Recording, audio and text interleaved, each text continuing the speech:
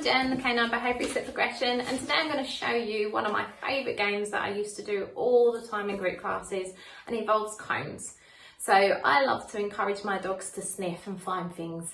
It helps kind of wear them out, it helps keep that beautiful nose all working brilliantly, and it kind of teaches them to sniff again and enjoy. So when I say in some of the videos about sniffy walks or wombling, some dogs kind of forget how to use their nose because we're so quick to kind of hand them treats, or if you drop something we always point it out, and it's really important that the dog actually gets to sniff and find things and get all that information.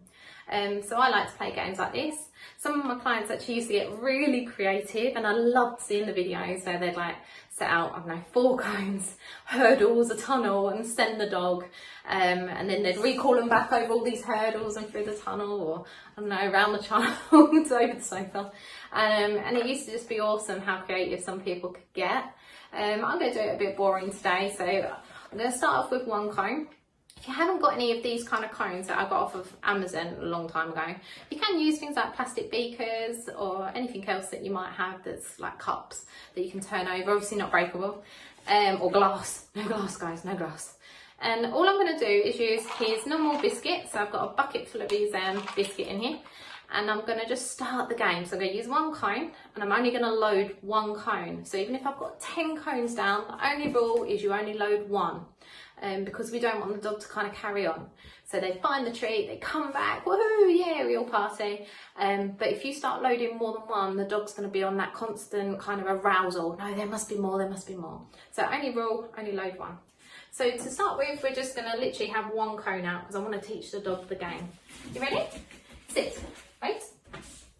So it goes down, and I'm going to make sure that I put it on the outside. Now my floor is quite slippery. It'll work really well on carpet, so if your dog gets really good at this, so I'm just popping the treat on the lip, but if your dog gets really, really awesome at it, you start putting them underneath so that they'll start to knock it over and they have to actually interact with the cone. Are you ready? Find it! So I will send you, we're only using about 1 metre to 2 metres, completely up to you, as long as you're going at your dog's pace. We always want them to win, so if they start breaking their stays, good lad, then you're going to have to shorten your kind of your distance and your duration. So obviously the further away they are, the longer it's going to take for you to load the cone and come back to them. So if they're breaking that, just make it a little bit shorter. If your dog is literally new at all of this, you can kind of stand in between. So I'm going to show you. I'm going to pop my cone back. I'm going to pop my dog over here. Ready? Stop.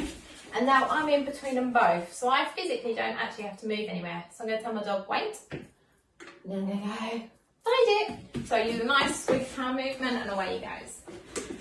What you'll do is, as the dog gets better, you can start then putting in more things. So I'm going to pop down another cone, but remember the rule, you only load 1. Ready? Over. Good boy. Sit. So I'm only going to load 1, but I'm going to interact with both of them. Wait. Ready? Find it. So I interact with both of them because I'm trying to trick him a little bit. The treat could be on either of them, so that he starts to explore both of them. He will watch where my hand goes, so if he knows that I've dropped that there, he's going to go straight to it. So I have to interact with both of them so that he kind of learns to sniff both of them. He does find this game quite easy, as you can see. I like playing it out on grass because not only have you got kind of the scent of the food, but you've got all those others. So if you've got, we've got loads of rabbits and little bunnies that run around here, so he's going to have all that scent as well. So I like to kind of mix it up a little bit. So use your garden, that's really brilliant. Obviously when it's dry. So now I'm going to pop in 3 cones, but you don't have to set them out in a row. It's completely up to you. So you might want to bring one more forward than the other. Completely up to you guys. So ready? And sit.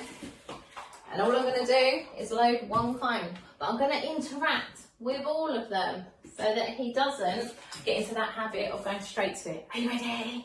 Find it. Good boy. Well done. Nice.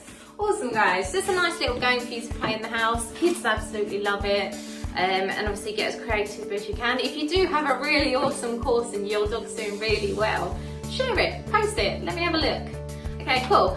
continue to follow us on all the Facebook social media pages, and obviously join the online group if you'd like any training advice or just to see what other people are up to. Cool, have a good evening, bye.